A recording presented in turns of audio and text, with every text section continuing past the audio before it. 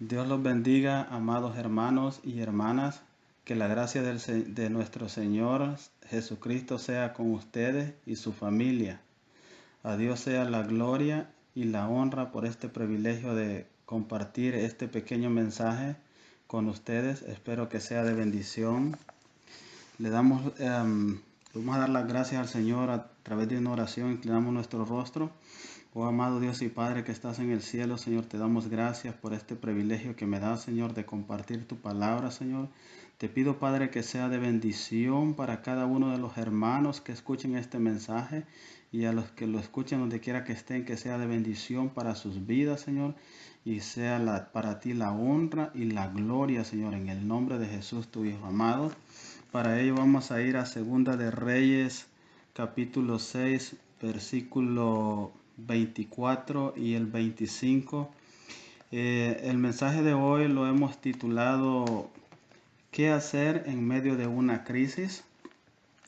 Vamos a hablar aquí acerca de el profeta Eliseo y lo que verdaderamente estaba pasando en Samaria. El 24 dice así: Después de esto aconteció que Ben-Hadad, rey de Siria, reunió todo su ejército y subió y sitió a Samaria.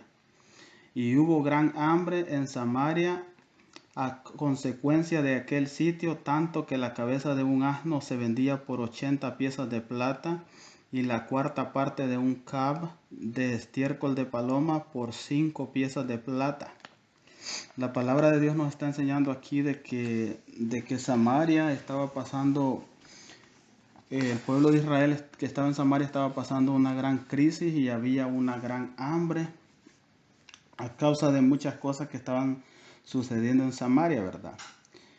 Pero vamos a darnos cuenta aquí cómo el Señor pues quiere ayudarnos y esperamos pues de que podamos entender un poco de este mensaje acerca de la bendición que Dios quiere traer y de qué nos quiere enseñar el Señor a través de su palabra, ¿verdad? Y qué debemos de hacer para poder alcanzar esas bendiciones en medio de la crisis. Cuando aconteció esto, dice que había una gran hambre en Samaria, tanta era la necesidad que había, ¿verdad? De que dice la palabra que hubo un tiempo donde hasta se comían a sus propios hijos, ¿verdad? Nos enseña de que habían dos mujeres que dice que hicieron un trato en el capítulo 28 y 29. Dice, y le dijo el rey, ¿qué tienes?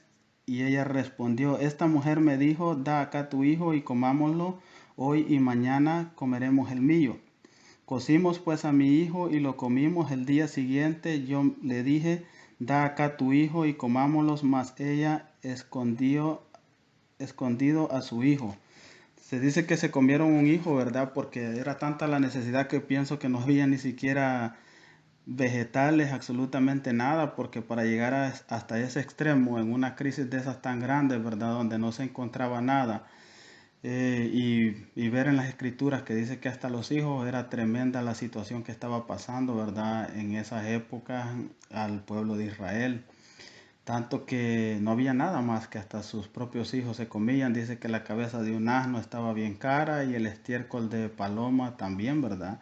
Estaba una crisis tremenda, pero vemos aquí más adelante que la palabra de Dios nos dice que Dios envió al profeta Eliseo, dice en Segunda de Reyes, capítulo 7, del 1 al 2, dice que cuando estaba pasando esa crisis Samaria, ¿verdad? O sea, el pueblo de Israel, pues siempre Dios envía una palabra, ¿verdad? Para bendecir a su pueblo en todo tiempo, ¿verdad? Como la crisis que estamos pasando hoy en estos momentos, sabemos que es una crisis bien delicada, ¿verdad? Tal vez no estamos pasando hambre, pero ciertas personas tal vez lo están pasando, ¿verdad? Dios conoce la necesidad y Él sabe lo que está pasando cada persona en el mundo, ¿verdad? Pero para eso nos ha dejado su palabra, para que nosotros pues creamos en su palabra, porque es muy importante que nosotros le creamos a Dios, ¿verdad? En medio de las situaciones. No sé cuál situación esté pasando usted en este momento, ¿verdad? Tal vez está una escasez de comida, puede ser una escasez de económica, pero el Señor pues lo que quiere es que creamos en su palabra, porque Él tiene muchas promesas para nuestras vidas, ¿verdad? Como vamos a ver más adelante. Dice que cuando estaba esta crisis, dice que el Señor pues le dijo en el capítulo 7 de Segunda de Reyes, versículo 1, dice, entonces Eliseo, entonces Eliseo, oíd palabra de Jehová, así dijo Jehová, mañana a estas horas valdrá el seah de flor de harina, un siclo, y 2 seah de cebada, un siclo, a la puerta de Samaria. Y un príncipe sobre cuyo brazo el rey se apoyaba, respondió al varón de Dios y dijo, si Jehová hiciera ahora ventanas en el cielo, sería esto así. Y él dijo, he aquí, tú lo verás con tus ojos, mas no comerás de ello. Podemos ver que el profeta Eliseo, ¿verdad?, le desata una palabra a este príncipe que dice que este príncipe tenía prácticamente comunión y era como consejero del rey, ¿verdad?, de Israel, pero cuando el profeta Eliseo le desata esa palabra donde le dice, dijo entonces Eliseo, oíd palabra de Jehová, así dijo Jehová, mañana a estas horas valdrá el seah de flor de harina un siclo y 2 seah de cebada un siclo, a la puerta de Samaria. Le estaba diciendo que la provisión se iba a poner súper barata.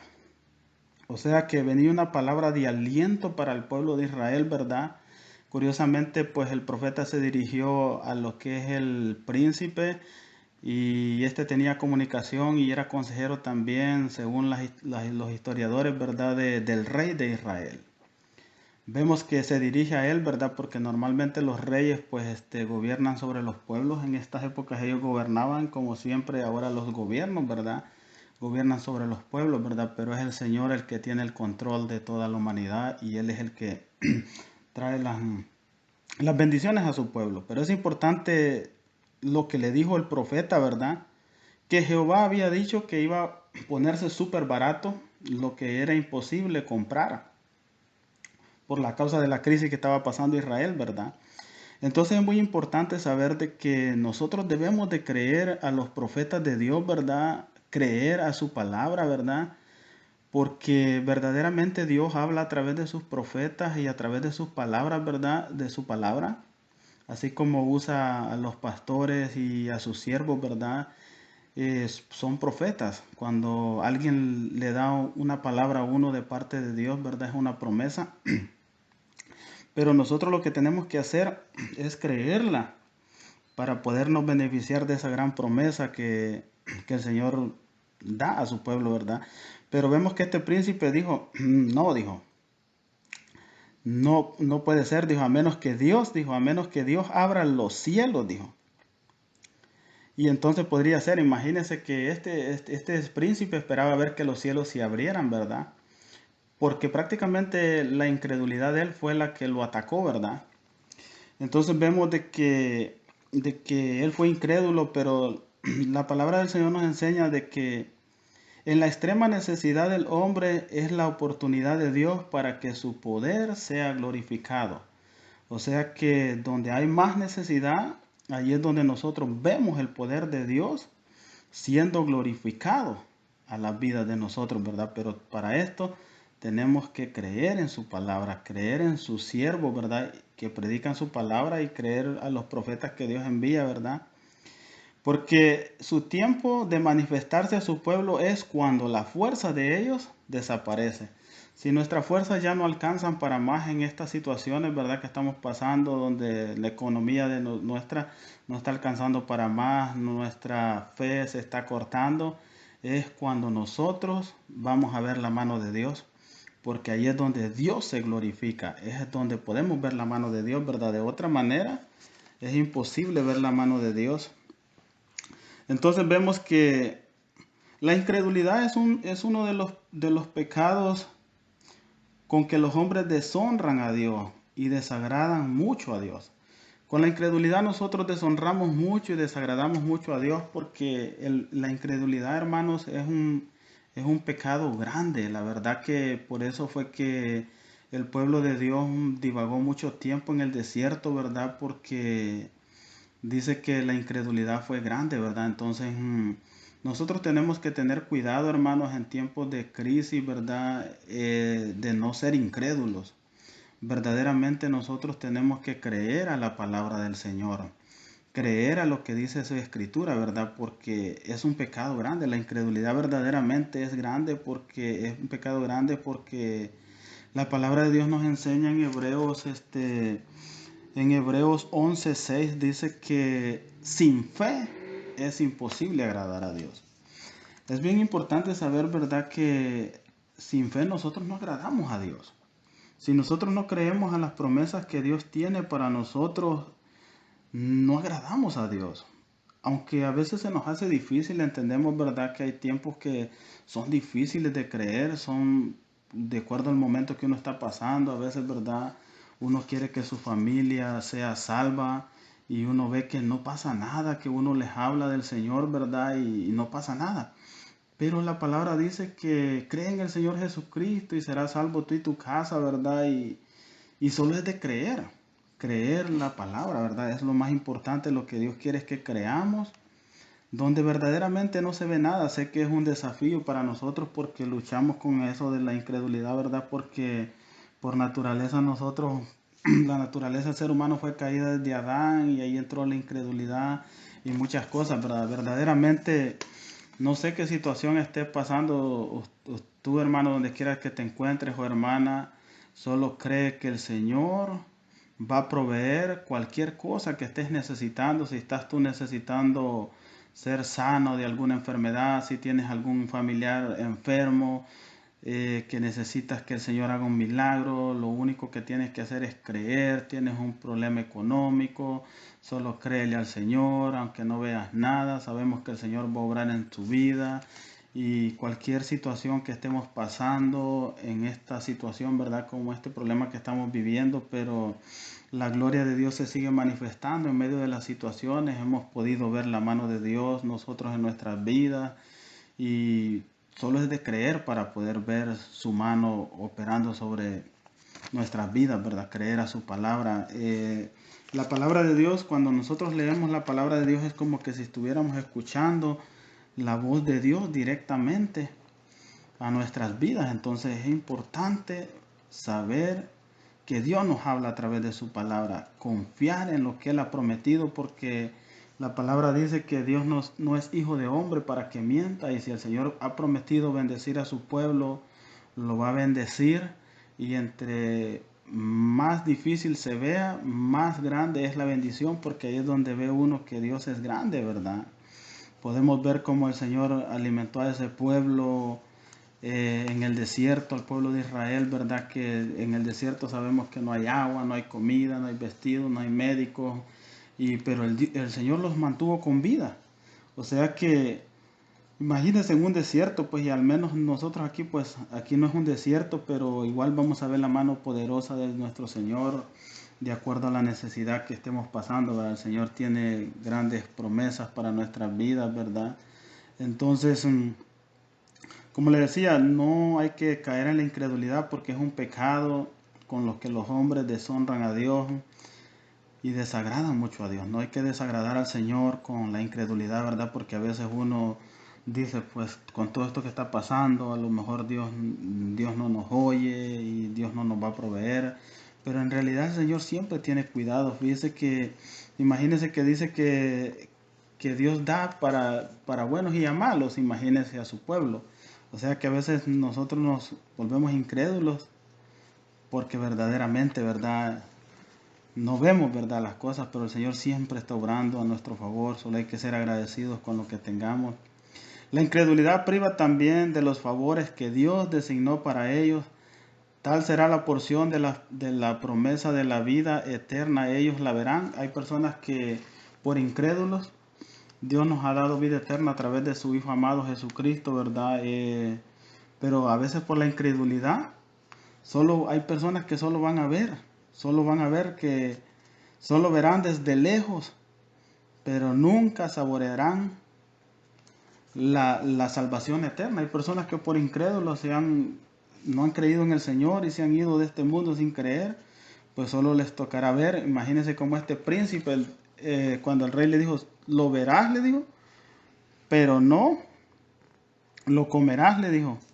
Entonces, significa de que por la incredulidad le dijo, con tus ojos lo verás, mas no lo comerás, no comerás de ello, le dice. Entonces, vemos que la palabra de Dios más adelante se cumple, se cumple la palabra de Dios a través del profeta. Vemos que el profeta Eliseo en el 16 al 20, vamos a darle lectura un poco rápido, dice: entonces el pueblo salió y saqueó el campamento de los sirios, y fue vendido un seah de flor de harina por un ciclo y 2 seahs de cebada por un ciclo, conforme a la palabra de Jehová. Ahí se cumplió la palabra del profeta Eliseo la palabra de Dios a través del profeta, ¿va? Y el rey puso a la puerta a aquel príncipe sobre cuyo brazo él se apoyaba, y lo atropelló el pueblo a la entrada, y murió conforme a lo que había dicho el varón de Dios cuando el rey descendió a él.